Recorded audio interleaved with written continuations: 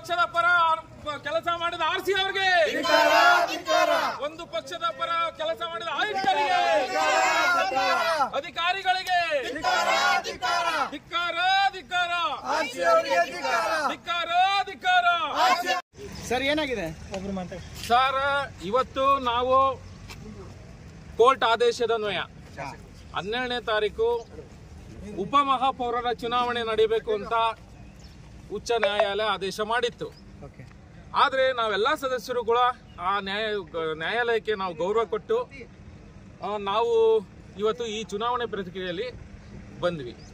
ಆದರೆ ಆರ್ಸಿ ಅವರು ಒಂದು ಪಕ್ಷದ ಪರ ಕೆಲಸ ಮಾಡ್ತಿದ್ದಾರೆ.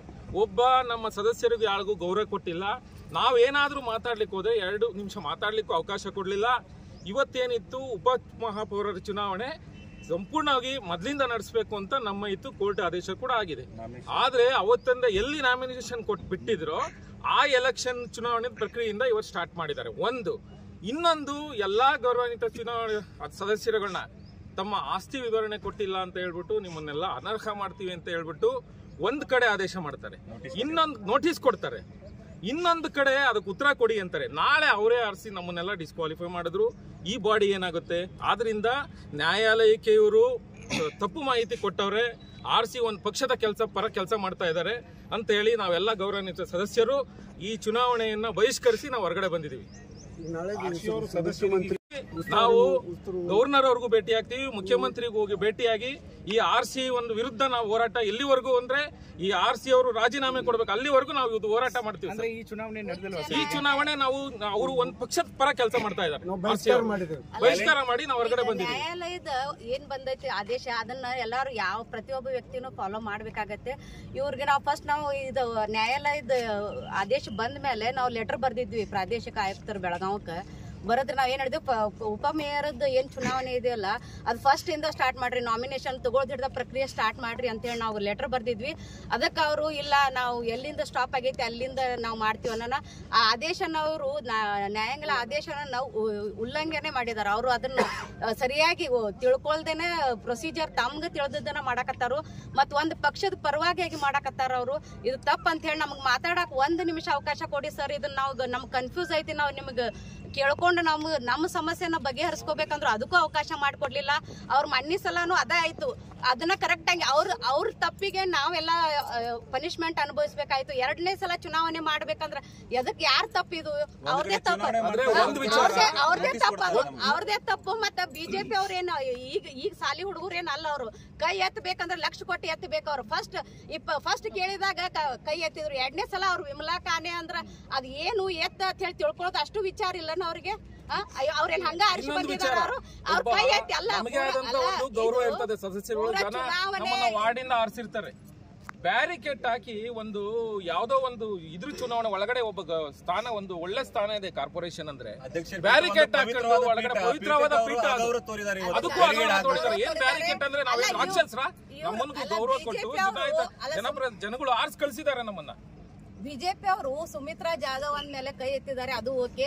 2ನೇ ಸಲ ಅಂದ್ರೆ ಅವ್ರು ಫಸ್ಟ್ 1ನೇ ಸಲ 2ನೇ ಸಲ ಅವ್ರು ಏನ್ ಹೇಳಿದ್ರು ಕೈ ಎತ್ತಬೇಕು, 3ನೇ ಸಲ 4ನೇ ಸಲ ಕೈ ಎತ್ತಬಾರ್ದು, ಆ ತರ ಮೆಂಟಲಿ ಪ್ರಿಪೇರ್ ಆಗಿ ಬಂದಿದ್ರು. ಮತ್ತೆ ಅವರು ಕನ್ಫ್ಯೂಸ್ ಆಗಿ ಹೆದರಿದ್ರು.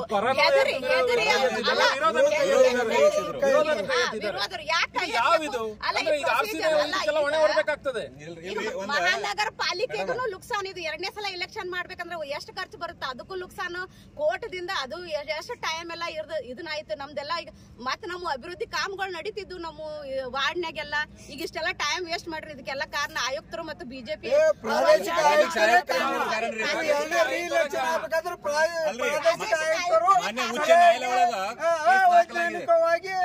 ಅಂದಿದ್ದಕ್ಕೆ ಇದು 2ನೇ ಸಲ ಎಲೆಕ್ಷನ್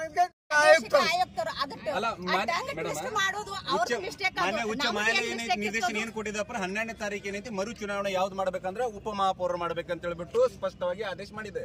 ಅದನ್ನು ಗಾಳಿಗೆ ತೂರ್ಬಿಟ್ಟು ಈಗ ಏನ್ ಮಾಡ್ತಾರಪ್ಪ ಅಂದ್ರೆ ಸ್ಥಗಿತಗೊಂಡಿಂದ ಮುಂದುವರಿಸಬೇಕು. ಒಂದ್ ಕಡೆ ಕೋರ್ಟ್ ಏನ್ ಹೇಳ್ತದ ಅದನ್ನು ಮರ ಉಪಚುನಾವಣೆ ಮಾಡ್ಬೇಕಂತ ಹೇಳಿ. ಚುನಾವಣೆ ಪ್ರಕ್ರಿಯೆ ಯಾವ ರೀತಿ ಇರುತ್ತೆ? ನಾಮಿನೇಷನ್ ಮಾಡಬೇಕು, ಸ್ಕೂಟ್ನಿ ಆಗ್ಬೇಕು, ತದನಂತರ ಏನೈತಿ ಕೋರಂ ಪಾಸ್ ಮಾಡಬೇಕು, ಹಾಜರಾತಿ ಪುಸ್ತಕದಲ್ಲಿ ಎಲ್ಲರೂ ಸದಸ್ಯರ ಸೈನ್ ಹಾಕ್ಬೇಕು, ತದನಂತರ ಏನೈತಿ ಪರ ವಿರೋಧ ತಟಸ್ ಅಂತ ಹೇಳ್ಬಿಟ್ಟು ಚುನಾವಣೆ ಪ್ರಕ್ರಿಯೆ ಮಾಡಬೇಕು. ಓಪನ್ ಆಗಿ ಒಂದ್ ಪಕ್ಷದ ಪರ ಕೆಲಸ ಮಾಡ್ತಾವ್ರೆ ಸರ್. ಇವತ್ತು ನಡೆದಂಥ ಚುನಾವಣೆ ನಾವು ಸಂಪೂರ್ಣವಾಗಿ ಬಹಿಷ್ಕಾರ ಮಾಡೀವಿ. ಯಾಕೆ ಬಹಿಷ್ಕಾರ ಮಾಡೀವಪ್ಪ ಅಂದ್ರೆ ಚುನಾವಣೆ ಪ್ರಪ್ರಥಮವಾಗಿ ನಾಮಿನೇಷನ್ ಹಿಡಿದು ಸ್ಟಾರ್ಟ್ ಆಗಬೇಕಾಗಿತ್ತು. ಆದರೆ ಉಪಾಧ್ಯಕ್ಷರ ಸಂಬಂಧ ಏನೂ ಮಾಡಿಲ್ಲ. ಇದ್ದದ್ದನ್ನು ಇದ್ದಂಗೆ ಸ್ಟಾರ್ಟ್ ಮಾಡ್ತೀವಿ ನಾವು ಅಂಥೇಳಿ ಆಯುಕ್ತರು ಜೊತೆಗೆ ಪ್ರಾದೇಶಿಕ ಆಯುಕ್ತರು ಎಲ್ಲರೂ ಕೂಡಿ ಹೇಳಿದ್ದಾರೆ. ಒಂದು ವೇಳೆ ಇವತ್ತು ನಾನು ಹೇಳಕ್ಕೆ ಇಚ್ಛೆ ಪಡ್ತಾ ಇದ್ದೀನಿ, ಕೋರ್ಟ್ ಆದೇಶ ಉಲ್ಲಂಘನೆ ಮಾಡಿ ತಾವು ಏನು ಇಲೆಕ್ಷನ್ ಮಾಡ್ತೀರಿ, ಇದು ತಪ್ಪು ಅಂತ ನನ್ನ ಭಾವನೆ ಐತಿ. ಜೊತೆಗೆ ನಮ್ಮೆಲ್ಲರ ಜನಪ್ರತಿನಿಧಿಗಳ ಅನಿಸಿಕೆ ಏನಪ್ಪ ಅಂದ್ರೆ, ಚುನಾವಣೆ ಮಾಡಬೇಕು ಅಂದ್ರೆ ನೀವು ಪ್ರಕ್ರಿಯೆ ಪುನರ್ ಪ್ರಾರಂಭ ಮಾಡಿ ಅಂತ ಕೋರ್ಟ್ ಆದೇಶ ಕೊಟ್ಟಿದೆ. ಆ ಆದೇಶದ ಪ್ರಕಾರ ನಡಿಬೇಕು. ಮತ್ತು ಹೋದ ಬಾರಿ ಚುನಾವಣೆಯಲ್ಲಿ ಪರ ಮತ್ತು ವಿರೋಧ ಎರಡೂ ಕೈ ಎತ್ತಾರ. ನಾವೇನು ಕೈ ಎತ್ತಿ ಹೇಳಿದ್ವಿ, ಕಾಂಗ್ರೆಸ್ನವ್ರು ಏನ್ರಿ ಕೈ ಎತ್ತರ ಅಂತ ಹೇಳಿದ್ವಿ? ಇಲ್ಲ, ಅವರೇ ಎತ್ತಾರ. ಪರನೂ ಅವರೇ, ವಿರೋಧನೂ ಅವರೇ ಅಂದ್ರೆ ಅವರು ನಗಣ್ಯ ಆಗಿಬಿಡ್ತಾರೆ. ಮತ್ತು ನಮ್ಮ ಅಭ್ಯರ್ಥಿ ಆಟೋಮೆಟಿಕ್ ಬಂದಂಗೆ ಅಲ್ಲ, ಅಲ್ಲಿ ಎರಡನೇ ಮಾತೇ ಇರುವುದಿಲ್ಲ. ಸೊ ನೀವು ಎಲೆಕ್ಷನ್ನ ಬಹಿಷ್ಕಾರ ಮಾಡಿದ್ದಾರೆ? ಹೌದು ಸರ್, ಬಹಿಷ್ಕಾರ ಮಾಡಿ. ಇನ್ನು ನೆಕ್ಸ್ಟ್ ಎಲೆಕ್ಷನ್ ಯಾವಾಗ ಆಗುತ್ತೆ ಅಂತ ಸರ್ ನಾವು ಸರ್ಕಾರಕ್ಕೆ ಹೋಗಿ ಕೇಳ್ತೀವಿ. ಆ ಸರ್ಕಾರವನ್ನೇ ಆದೇಶ ಮಾಡ್ಬೇಕಂತ ಕೇಳ್ಕೊತೀವಿ. Okay sir. ಹೈಕೋರ್ಟಿಗೆ ಆದೇಶಕ್ಕೆ ನೀವು ಇದನ್ನ ಆದೇಶ ಮಾಡಿದ್ರಿ. ಇಲೆಕ್ಷನ್ ಮಾಡ್ಬೇಕಂತಿತ್ತು ಯಾವ್ದು ಉಪಮಹಾಪೌರರದು. ಆದ್ರೆ ತಟಸ್ಥ ಅವರು ಏನೈತಿ ಮುಂದ್ ಮಾಡ್ಯಾರ, ಸ್ಥಗಿತಗೊಂಡ ಜಾಗದಿಂದ ಸ್ಟಾರ್ಟ್ ಚುನಾವಣೆ ಅಂತಾರೇನ್ರಿ? ಪ್ರಥಮವಾಗಿ ಸ್ಟಾರ್ಟ್ ಮಾಡ್ರಿ ಅಂತ, ಹೊಸದಾಗಿ ಸ್ಟಾರ್ಟ್ ಮಾಡ್ರಿ ಅಂತ